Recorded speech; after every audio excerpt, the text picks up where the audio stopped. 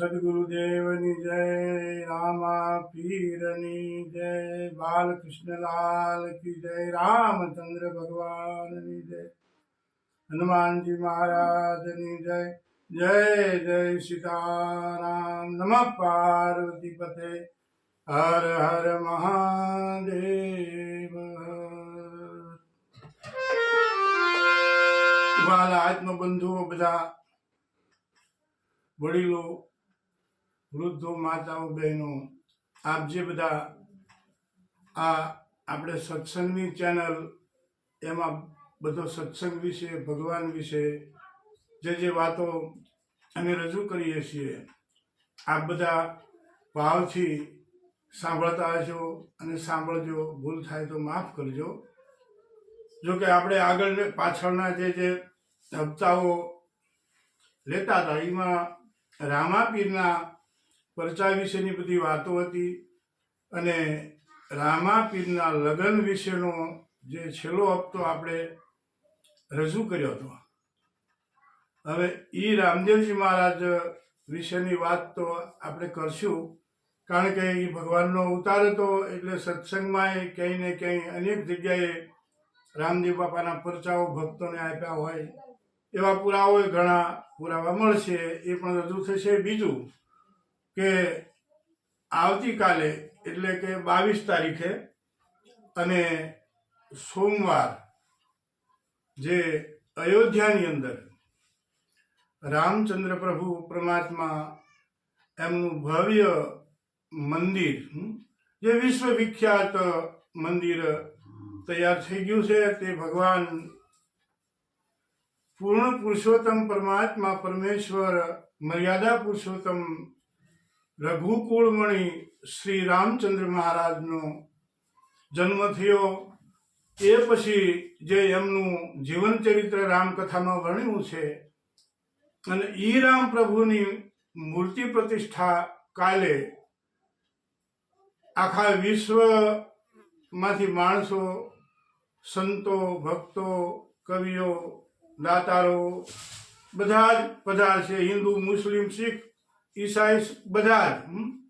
એવું ભવ્ય ભારતભરમાં એવું મોટું આયોજન છે કે આવું આયોજન કદાચ રામ પ્રભુ હોય ત્યાં જ થઈ શકે એવું લાગે આપણને. ચોક્કસ છે. અને આપણે ટીવીમાં જોઈએ છીએ, કારણ કે આપણે તો ત્યાં સુધી કોઈ પહોંચી શકીએ નહીં, પણ ઘરે આપણે ભગવાનને દીવાઓ પ્રગટ કરી દીપાવળી ઉજવશું. રામ ભગવાનનો જે પ્રાણ પ્રતિષ્ઠા મહોત્સવ છે તે આપણે ઉજવવાનો છે, એ આપણે ઉજવશું.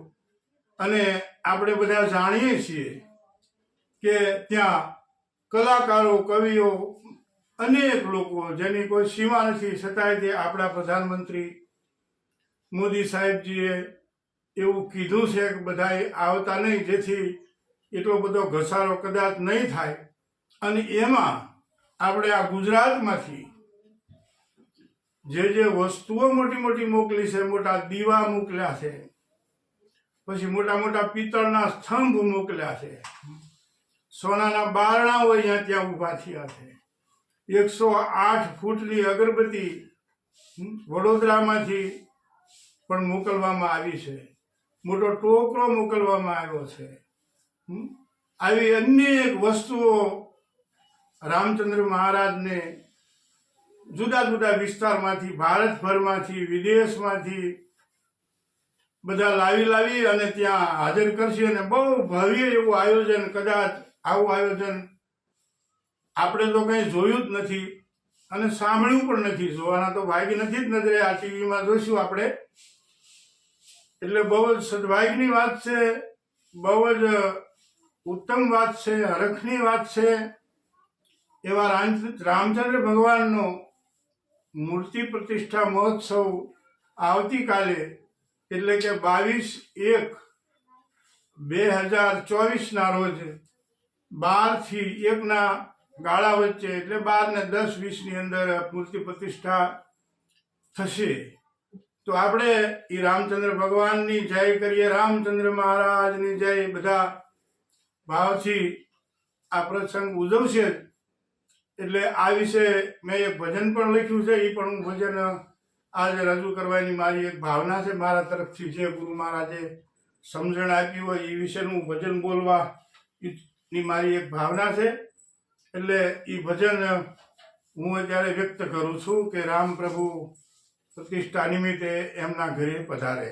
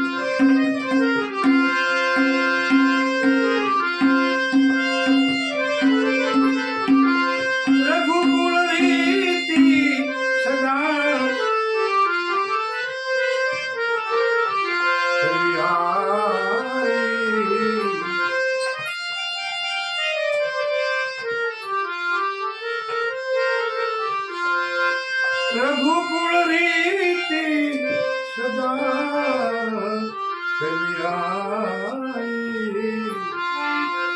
ગાણ ગાય અનુવચન જન ગાય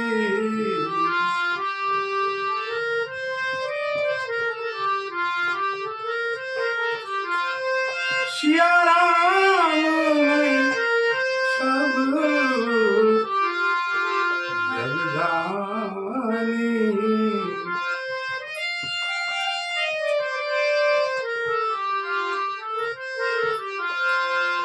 કરઉ પ્રણામ જોરી દૂધ પાણી સિયા રામ મય સબ જગદાની કરવું પ્રણામ જોરી દૂધ પાણી કા આખું જગત સિયારામમય છે કારણ કે સિયારામમય સબ જગદાની આખું જગત એ અવધની અંદર યુપી ની અંદર આખું જગત પધારવાનું છે એ આ ચોપાઈ આ કળીકાળમાં સાક્ષી પૂરે છે કે સિયારામમય સબ જગદાની કરવું પ્રણામ જોરી દૂધ પાણી સદગુરુ ચરણ ગ્રહુ મેય ભાગી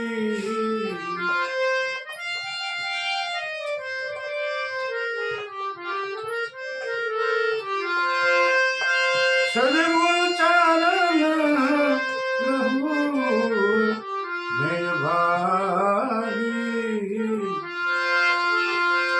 વિષય વિકારી ગુરુજી મતિ મારી પાંચ તત્વ की काया बनाई माही मास आड और चाम सजाई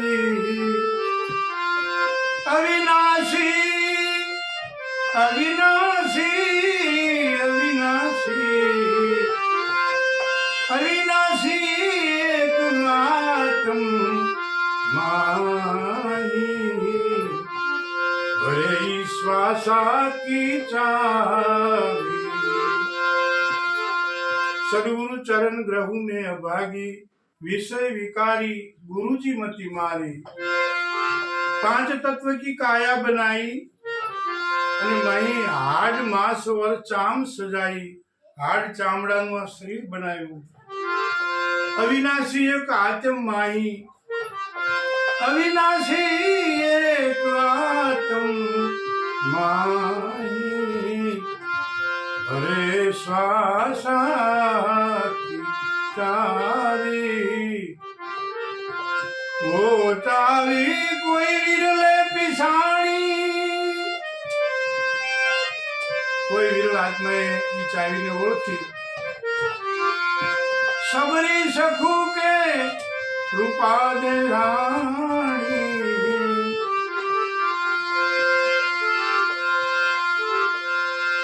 ધીરજ કહે ધન્ય ધન્ય તોળા દે રાણી ધીરજ કહે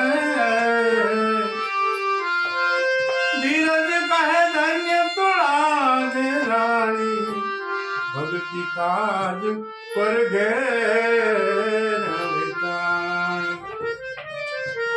सबरी सखु के रूपा दे रानी ई सबरी ई राम भक्त सबरी ई परमात्मा राम पिताना वचन માટે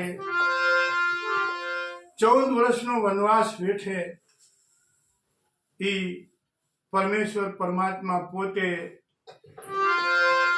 વનવાસની અંદર પહેરવા વસ્ત્રો પૂરતા નથી જમવા માટે રજવાડામાં રાજકુમાર જે હતા તે રામ પ્રભુ જેને 56 પકવાનો જમવાના હોય એ કંદમૂળ ફળનો આહાર કરી અને પિતાના વચનને પાળનારા એ ભગવાન એ પરમાત્મા એ પુરુષોત્તમ એ રામ પ્રભુ અને ઈ સબરી સબરી એટલે પ્રેમની ભક્તિ, ઈ સબરી કે છે ભીલ જાતિમાં જન્મેલી સબરી, અને સબરીને માતંગ ઋષિ નો ભેટો થયો, અને ઈ પછી ગુરુવચન મેળવી અને સબરી ઝૂંપડી બાંધી સાધુ સંતોની સેવા કરે, અને ગુરુ વચન આપેલું ગુરુ એક સબરી તારી ઝૂંપડીએ એક દી રામ આવશે, અને ઈ સબરીને ત્યાં ભગવાન 14 ભુવનનો નાશ પોતે સબરીની ઝૂંપડી આવે છે. ભીલ જાતિની સબરી, કારણ કે એનું પદ પણ સરસ મજાનું છે કે પંપા સરોવરની પાર સબરીની ઝૂંપડી, ઋષિ મુનિ સંતનો નિવાસ સબરીની ઝૂંપડી, આજુબાજુ અનરુડા તુલસીના શોભતા, પવન આવે ને બેસી જાય સબરીની ઝૂંપડી. એવી ઝૂંપડી બનાવી ગુરુ કૃપાથી. લીલા લીલા ઘાસ ગાય માતને નિરાય છે, પ્રેમ થકી પાણી ડાપવાય સબરીની ઝૂંપડી. લીપી ગુપીને રૂડો આશ્રમ દીપાવતી, ધૂપ અને દીપ ઘણા થાય સબરીની ઝૂંપડી. કારણ કે ઈ સબરી જયારે એના પિતા ઘેટા બકરાનું ટોળું લઈને આવ્યા, સબરીએ કીધું બાપજી આ ઘેટા બકરા એટલા બધા શા માટે લાવ્યા છો? સબરી તને ખબર નથી તારા લગ્ન છે? કારણ કે સબરીના લગ્ન લીધા હતા, હાથમાં મહેંદી મૂકી હતી, અને ઘેટા બકરાનું ટોળું લઈને એનો બાપ આવ્યો, અને એને એવું કીધું કે બેટા આ તારા લગ્નમાં ઘેટા બકરા જોઈશે એટલે લાવ્યા છીએ, આ બધી નાદ આવશે એને ખવડાવવું પડશે. અને સબરીને અંતરમાં વેદના છે, ઘરે રે મારા લગ્ન થાય અને આ નાના નાના ઘેટા બકરાઓ કપાઈ જાય અને ના ત્યાંનો આહાર કરી જાય તો મારે રહેવું નથી. કે સબરી રાતે ભાગી જઈ.